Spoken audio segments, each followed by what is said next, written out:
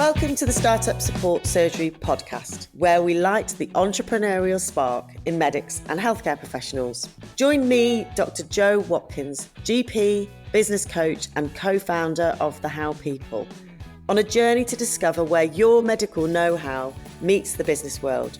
This will help you find some clarity on how to balance work, passions and family so that you can gain more freedom and control over your life, but also continue to help people, which is actually why most of us went into medicine to start with.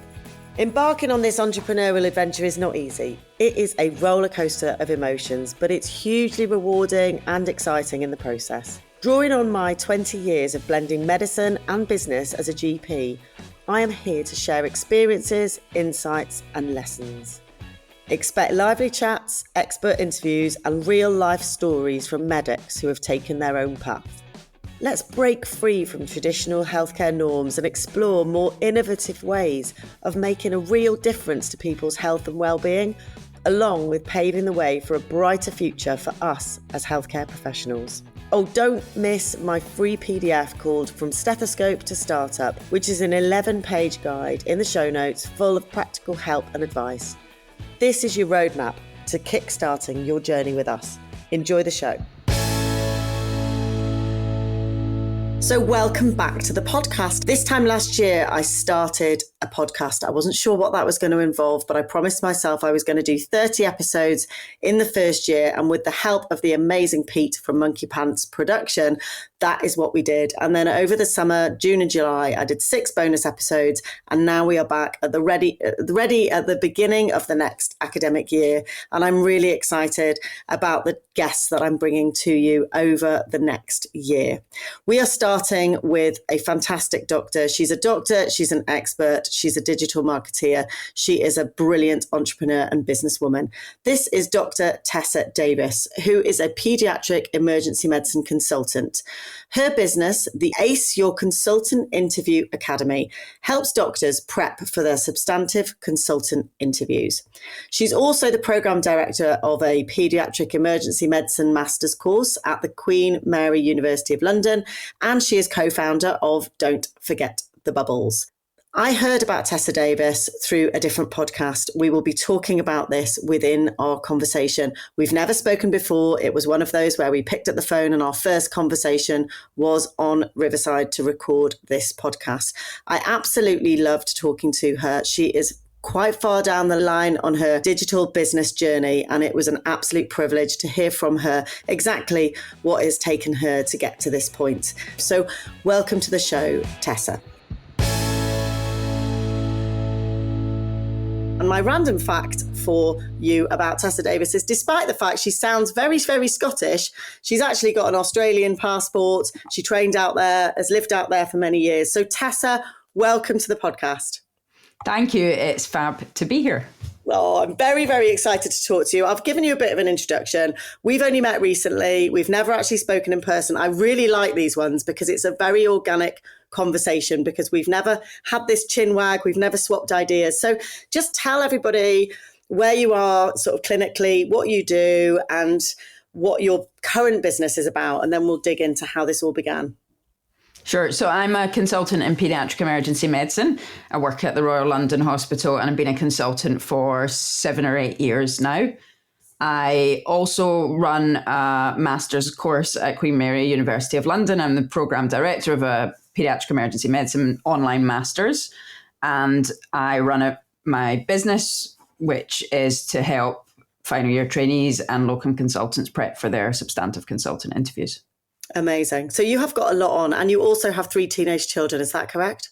I do. I have 3 kids in high school and we're about to start A-levels. Wow. So you've got the A-level train, you've got a lot going on in your NHS work, and you've got your own business going on as well in the background. Let's talk about the juggle of that first of all. Like that's a lot going on. And I have doctors at all different stages of bringing an idea or a business to life, many of whom have got children, many of whom have got different roles. How have you managed to balance that? How have you found that over the last few years? It's hard. I mean, it's hard finding the balance. I don't think it's not something that comes easy. But over the years, I think I've managed to develop a good balance in what time I'm contributing to each of these roles, and also which roles I wanted to keep on. So definitely around maybe 7 years ago, I was doing like a bazillion projects at once. I realized that it just wasn't going to fly. I couldn't sustain it because you can't give it proper time to each. None is going to be massively successful because you're just tied to a million places. And so then I actually made the decision, right, I'm going to focus on a few specific things and I'm going to cut out everything else. And I closed, tie up things. Didn't just bail and stuff, but, tie up things. I'm not, say no to other things and say, look, this is what I'm going to be focusing on. And that shift, actually, one of the things wasn't the business because I didn't have the business then, but that shift of thinking, right, when someone asks me what I do, I can actually say, these are three things I do, made a massive difference to my balance. And then since then, I've been able to kind of evolve things and make it work for me and for my family. Amazing. So 7 years ago, you had lots of projects going on within the NHS and sort of saying yes to lots of management-y things or lots of business projects. Not business projects, but I also, for example, I run Don't Forget the Bubbles. It's a pediatric education team, which we've built up over 10 years, 13 years. So I was doing that. I have a website that does exam revision prep for Australians doing their exams called Learn Med, various NHS things, setting up my master's course. So just lots of different things, all of which were great. I mean, I love them all, but, you're only one person. So it's just not really sustainable. So you are a medic with an entrepreneurial spirit, like literally running through you by the sounds of things. If you've got all of those things going on, you've had all of those projects, and what you're describing is that moment of realizing that you need to say no to be able to open doors and opportunities and time to other things. Is that fair to say? I think so. And it's not you should just say no to everything. I still do lots of stuff. It's not that I say no to everything else, but I think it's that realizing that it's okay to say, actually, I'm not able. So I'm much more happy to just politely decline offers to do stuff if it doesn't work for me. There's obviously limits to that. In my NHS job, I have to do stuff because it's my job. So, but thinking about external opportunities that come in, you don't have to do everything. And is it going to be of benefit to me? Do I know, is it helping me achieve whatever my career goal is? Or if maybe it just offers something personal that I want to do, in which case that's fine too. But there should be a reason for agreeing to it. Yeah.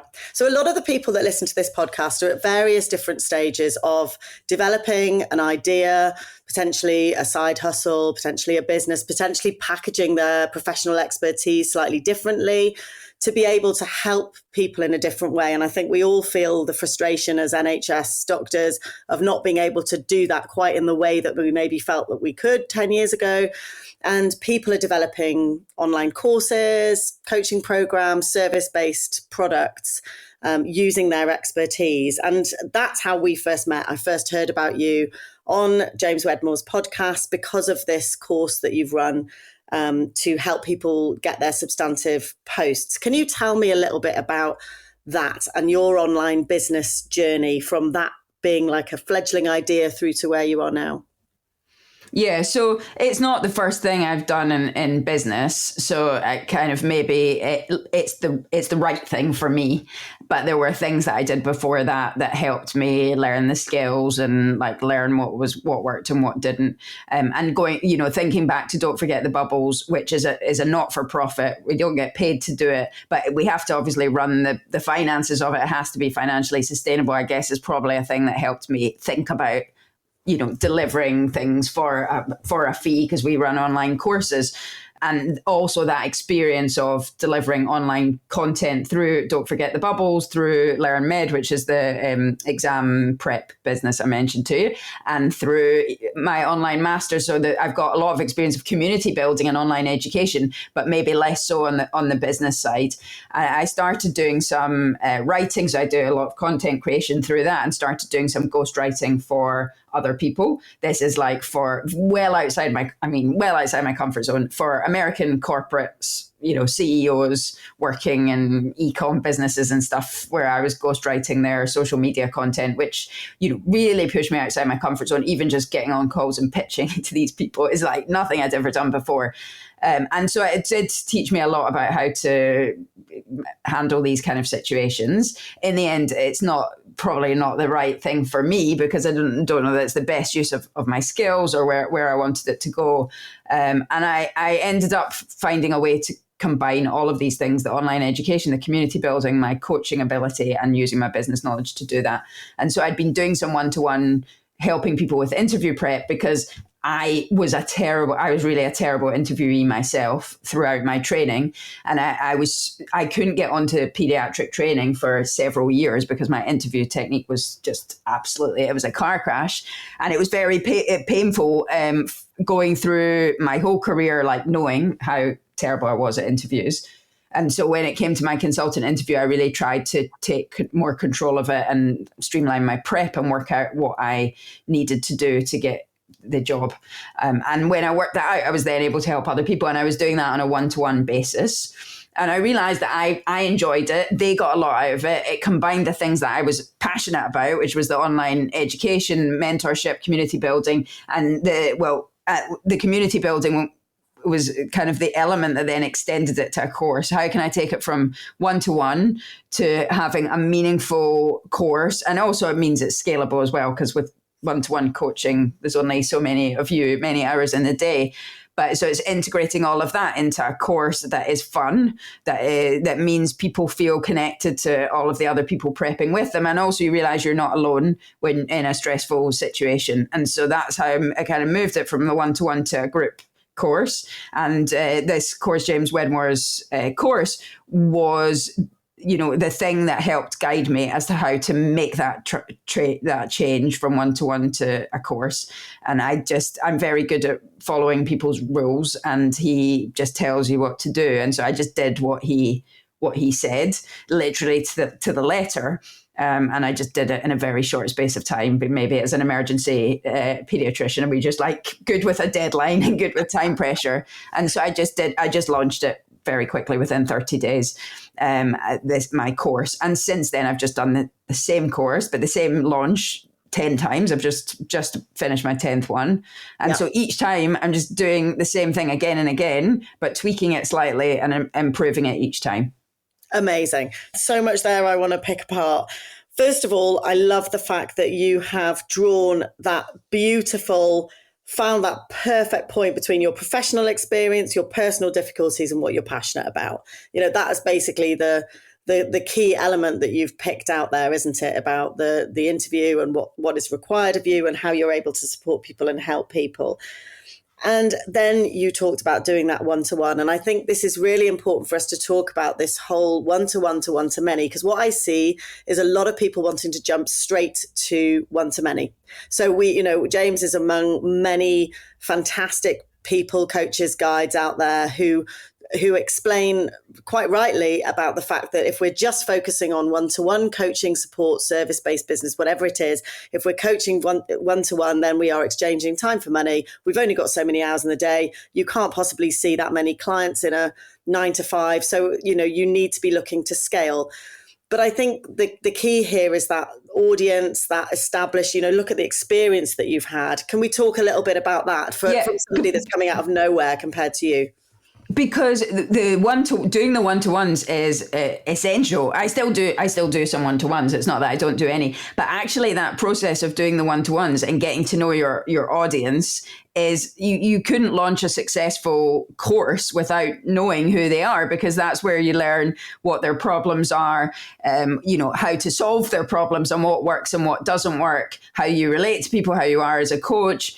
The language that they use, which will help with your messaging when you're launching a cohort or a course, is knowing the language that your market uses. And you just can't have that understanding. If I just went in and did, a course to 100 people, you wouldn't get to know them in the same way. But when you've started with the foundation of knowing them, I know my audience inside out. I know exactly what kind of problems they face and, exactly where they go right and wrong and how to respond and what they talk about.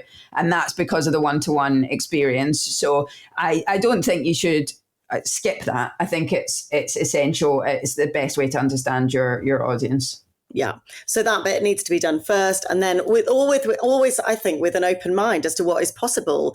Community building is absolutely vital. Using those skills, bringing that sort of coaching, content and community all together. Absolutely fantastic. And there's, like you say, there's nothing wrong with having that front of mind, but it's just doing the work, doing the one-to-one, putting the hours into the learning plus experiencing your niche. That's what you've got here with all of your previous background, all of that learning. That's so vital, isn't it? But it also changes over time. It's not like I started it then and that's what it is. It's completely evolved from when I ran the first course, not just on the platform tech side, but on the content, on, how we help people through, what ways we offer to help them. That all should keep and will keep evolving as you learn more and more. So it definitely is not a kind of right now I know how to do it, I'm going to go and do it. It needs to be an ongoing evolution.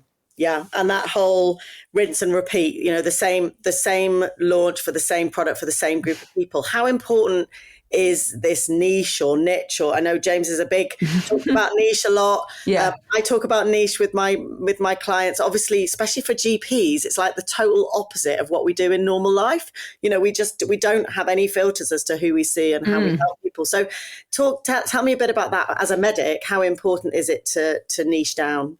So, I guess there's two parts to the question. One's the niche and the other's the rinse and repeat thing. I mean, the niche is very important for a number of reasons. Firstly, I think if you go very broad, it's very hard to connect with people because just, helping everyone who wants to do something vague is that no one, when you look at stuff, when you think about stuff you look at or ads you get or, courses you think of going on, if it's just, I help, I don't know, women feel better about their lives or something, you don't feel as connected to it. But if someone said to me, well, I help Scottish women in their 40s with Australian passports and 3 teenage children optimize their time or whatever, then I'm going to be there. You know that it's for you.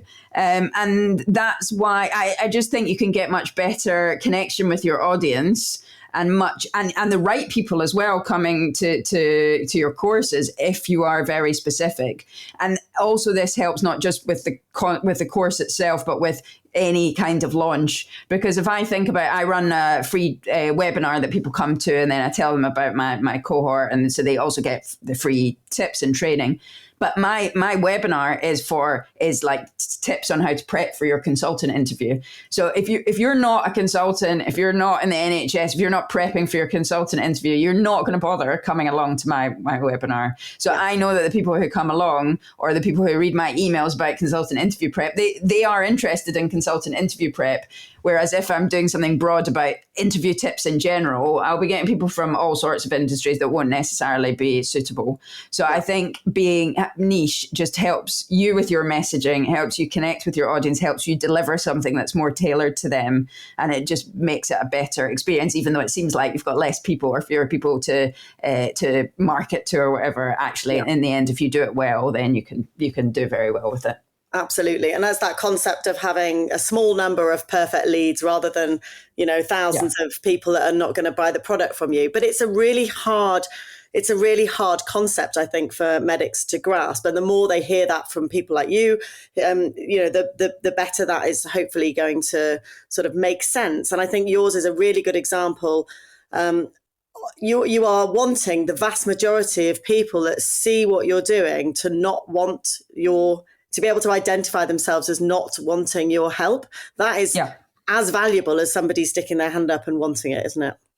Yeah, because the idea seems good that you would appeal to everyone because then, thousands of people might sign up for your emails. But if none of them are then going to be interested in what you're offering, then it's a meaningless number. So you actually want people who are likely to be in your target market. Yeah, brilliant. So just talking about that and about that whole building your audience thing, you've just run your launch again. And I was saying to you before we went live that your Facebook ads are amazing. Is Liz behind those as well or not? Is that your team? No, but she did give me advice. So Liz to give me advice on when I was scaling as to how to do it. So she was excellent. Yeah.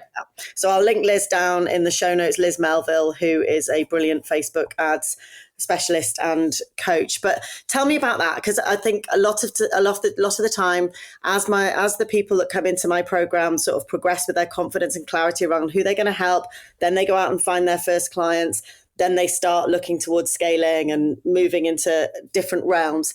Sometimes the thing that holds people back is that concept of ad spend and, paid advertising and marketing as opposed to organic reach. Can you tell me a little bit about that? Was it a step? Was it a hurdle? How does that work for you? Well, ideally, I'd want it to be organic rather than Facebook ad leads because, it's better. It would be better and more sustainable not to be relying on ad spend. And the good thing about my niche is that it's very word of mouth. Like if you're a trainee going for your consultant interview, you'll ask your consultant what they did to prep. They'll tell you, or your colleagues, they'll tell you, and then you'll probably do that. And so that's one of the benefits of being in a smaller connected market. And, now I've had 1,000 people through my academy. That's 1,000 people who are out there in consultant jobs. So there is a word of mouth element. But definitely as it's growing is get how to find more people who haven't heard of me and won't know about the course. I tried Facebook ads first in maybe the 4th or 5th cohort I did. It was literally just deciding on an amount of money I was willing to spend and lose, which I did. Just seeing what on earth it was and how it worked. I'd never done it before, and it wasn't great. But then I did a couple of courses of people who do Facebook ads, and I just followed what they told me. And then this was specifically around my type of launch, so a webinar launch into a cohort. I followed what they said, and actually I was starting to get some leads from that. And then as I ran that a couple of times, not with large amounts of money, but I started to understand what the ads were doing, who the audiences were, how to track them. And we improved our tracking as well, because at the beginning when we did it, I could see the Facebook data, but I didn't actually know which of these people then signed up. So I didn't know how to track, whether they were any good or not. But then we got better tracking in. So then I actually understood, okay, I know what I'm doing with these, but how do you scale them? And that's when I spoke to Liz to help me understand, like, what do? You just put more money into the same thing, or am I trying to do different types of things? So she gave me great advice. And then I scaled for my next launch. This was my 9th launch. I scaled the ads and it worked really well. It just essentially did just do more of the same thing, and it worked very well. And I'm able to look at the data and work out how to do it. And then for the 10th launch, I've got ads agency to run them for me, because now I understand them. I do think it's important to understand them myself so that I know I can ask them questions. I know how to check if it's going well or not and what I'm spending money on. Yeah. But now I've managed to outsource it to a very nice team of people who ran the ones for this cohort that I've just done. And it worked very well. Fabulous. And they were absolutely brilliant as well. And I think you've touched on something important, which is this whole building a team, outsourcing, doing things for yourself. I feel that you and I maybe have had similar experience of actually doing a lot of stuff ourselves with previous businesses. And, that learning, you have to have that understanding of what somebody is looking at, really. I think if you outsource something from the off, and I see a lot of people, for example, before they've even started sort of honing their skills in writing and, creating content, they're already wanting to outsource social media, for example. And I'm like, actually, you need to really become somebody that wants to create their own content, because that is like such a massive part of the role, isn't it, as an entrepreneur or as a business leader. So how do you get that balance with outsourcing? What do you think about wearing all the hats? How's that gone for you? I think I do want to know how things work myself before I can direct other people to do it well. Yeah. And that kind of depends on the type of people. If you get an ad agency who just do Facebook ads, for example, they know how to do Facebook ads. If you're getting in a VA, then you're having to train them how to do it in the way that you want. You need to know what it is that you want. I don't think it's reasonable to expect someone to be able to, read your mind effectively. But at the beginning, it was all, I did it all myself. And then it's just starting to work out where to bring in people, where are the best places to bring in people to remove the tasks that you don't need to do yourself, that is not added value by me doing them. And some of that is admin at the beginning. And then it's kind of moves up from there. And then, I did my ninth launch did very well. So I had the opportunity to think, right, what am I going to do with the revenue from that could make it sustainable? I got a mentor, kind of business mentor who I'm working with for a year, who helps me look at how to spend the money. He helped me look at the strategy which involved thinking, right, well, what can I do with this to make sure it can be a sustainable business and it's not just going to be, I had one great launch and then it all falls apart. And so that was a significant step, was then getting the ad agency, getting, a social media, someone doing my social media, and a lot of other things that will help grow it more or make it sustainable growth. But that's come as a stage process over the 18 months since I set it up. Yeah. Okay. So investing in yourself, your own learning, your own understanding, to then be able to create a strategy, to be able to then grow a team. Or do you tend to have team members, or do you outsource to people for different projects? Do you have any employed members of team? I don't have any employees, but I've got contracted, ongoing members of the team.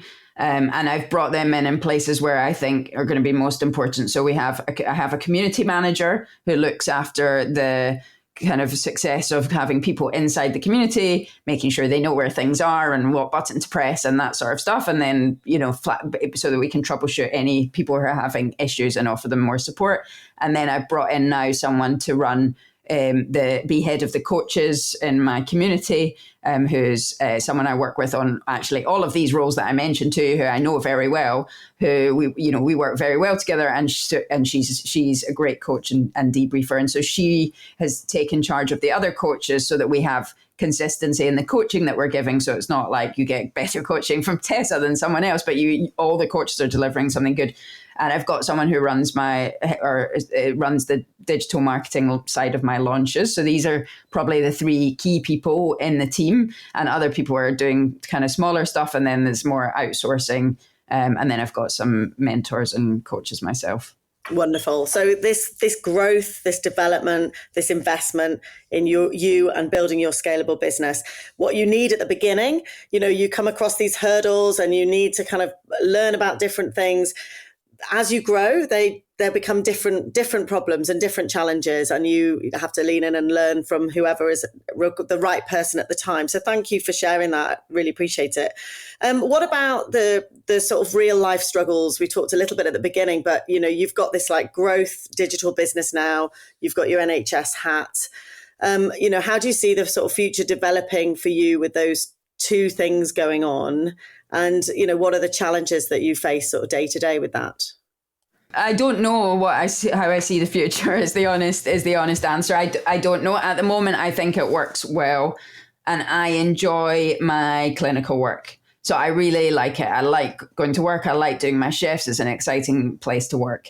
So it's not something that I'm thinking, I'm definitely going to drop this. Also, one of the great things about doing the business I have is that my clinical experience is relevant for being able to give good coaching advice to the people prepping for their interviews, because all our coaches are like clinicians who are actually working in clinical practice, to be able to understand the examples they're using, what the senior team are looking for.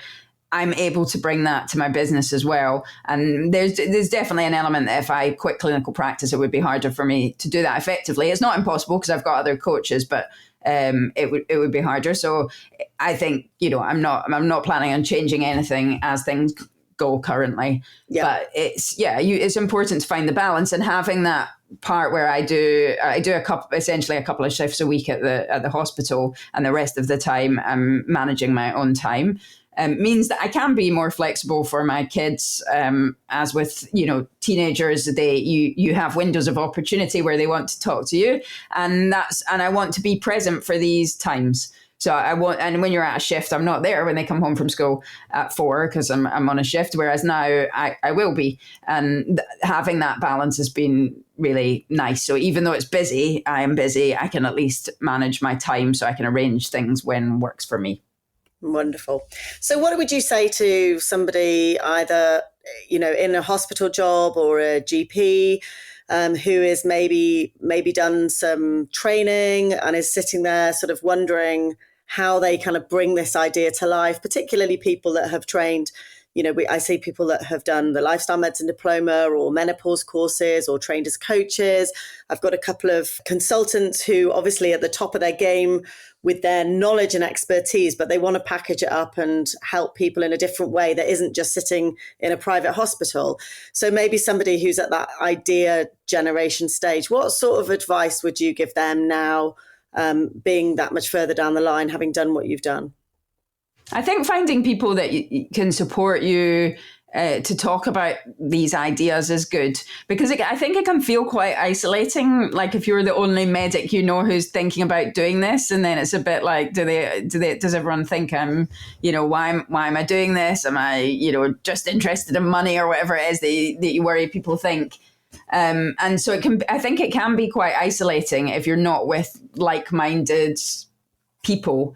So I think for anyone who's starting to think about it, definitely, being part of a community or a network, or, I'm in various groups of mastermind type people who meet up and just talk through what we're doing. And, people like you exactly is what you need, is that you can connect people so that you feel supported and you can bounce ideas off, and you don't feel like you're doing something super weird. You're just exploring something that is good for you and will help people. So I think that would be the main thing, is to reach out and find other people. Yeah, that support and judgment thing is hard. Is that something you've experienced yourself, doing this sort of thing? It's something that I worry about. I don't know how much, I haven't directly experienced it, not from the people that I work with, but I do worry about it from, the broader community. And I know that the answer is, well, obviously not everyone can love you and you need to just suck it up. I know that, but it's definitely, something that I do think about, although I try not to think about. And I know it's a worry it can be a worry. I'm sure you've spoken to many people who have the same worry. And so, it's just thinking, but when you do something different, when you break the mold, then not everyone's going to love it, or, some people might feel threatened by it in various ways, and that's okay. If everyone was doing it, it wouldn't be interesting. It's just how to kind of navigate that. Yeah, and that's a very, very honest reflection from somebody that has been doing it and being out there. You're on Facebook, you're doing things, you're doing interviews and helping people very transparently, and you still struggle with that. And everybody that I see at the beginning of their journey always feels like this sort of like, well, nobody really understands. My friends don't understand, my parents don't understand, nobody I went to medical school with will understand. And of course they won't, because they're not doing what you're doing. And sometimes it does throw up challenges, or like, well, what does she think she's doing now? And actually that's often comes from a place of, well, I wouldn't rock the boat like that, so why should she? And so it's understanding those feelings and this fear of judgment. And I often say to people, actually people are just not that interested in what you're doing. You kind of, it's your every waking thought, your business idea and how you're going to progress and what you're going to do. It's all you think about. But the vast majority of people will just scroll past you on Facebook and not even bat an eyelid. This is true. This is true. You're not that important, Tessa. That's what I need to keep telling myself. Having said that, every time I saw it, I was like, oh, look, there she is again. Or actually, I look at it going, that's a great advert. That's brilliant text. The problem is, Jo, the more you watch them, the more you get them. So you're in a vicious cycle now. You're in my warm leads inner circle. I am sucked in, despite the fact that I'm never going to want your product. Yeah. I am there. You're wasting my ad spend. I promise I won't look at them anymore. I promise. Well, I mean, we could talk for hours, but I like to keep these episodes nice and concise. I think you have given us a really, really good insight into how things look as you've progressed through this journey. We haven't really talked about money. I don't particularly want to talk about money. I think we can safely say that you have had some pretty big launches. And if we're looking in that world of, multiple 6-figure launches and entrepreneur, all of these words that we hear bandied about, this, you're aiming for 10 grand a month recurring revenue, and we hear all this stuff, and sometimes I just don't like the fact that it doesn't have substance, and I think you've given us some substance here and some inspiration. Before we finish, I just want to pick out the important things. One is that you didn't miss out the one-to-one work. You've done the one-to-one work. You know exactly what your audience needs, and you've gone out there and created a product as a result of that. Secondly, you've had a lot of experience of community building, and you've brought everything together, and that professional, personal, and passion piece. So, if you're listening to this, take this as inspiration to go out there and find your thing and do your thing as brilliantly as possible, and keep an eye on what Tessa's doing. So thank you so much for joining us, Tessa. You've been amazing. Thanks for having me. Oh, see you soon. Take care. I hope this episode has sparked some new ideas or challenged your thinking. Transitioning from medicine to business is not easy. It's about adapting our skills while embracing the unknowns of entrepreneurship. It can be nerve-wracking, but remember, you are not alone on this journey. Please feel free to reach out to me via direct message on LinkedIn or Instagram, or just shoot me an email at jo@bendylegs.com for support. And don't forget to grab the free PDF from the show notes, From Stethoscope to Startup, which is your go-to guide and resource for diving into entrepreneurship. Many thanks for tuning in. I will see you next time. Thanks for spending your precious time with me.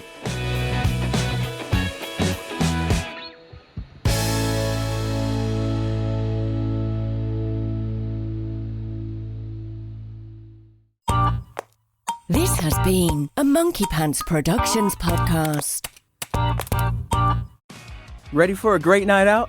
Top concerts are headed to Jiffy Lube Live this August and September. Don't miss the chance to see your favorite artists like Little Big Town, A Day to Remember, Hosier, Suicide Boys, Tyler Childers, and many more. Nothing beats a great night of live music with your friends. Tickets are going fast, so don't wait. Head to livenation.com to see the full list of shows and get your tickets today. That's livenation.com. Hey, this is Dan Harris, host of the 10% Happier podcast. I'm here to tell you about a new series we're running this September on 10% Happier. The goal is to help you do your life better. The series is called Reset. It's all about hitting the reset button in many of the most crucial areas of your life. Each week, we'll tackle a topic like how to reset your nervous system, how to reset your relationships, how to reset your career. We're going to bring on top-notch scientists and world-class meditation teachers to give you deep insights and actionable advice. It's all delivered with our trademark blend of skepticism, humor, credibility, and practicality. 10% Happier is self-help for smart people. Come join the party.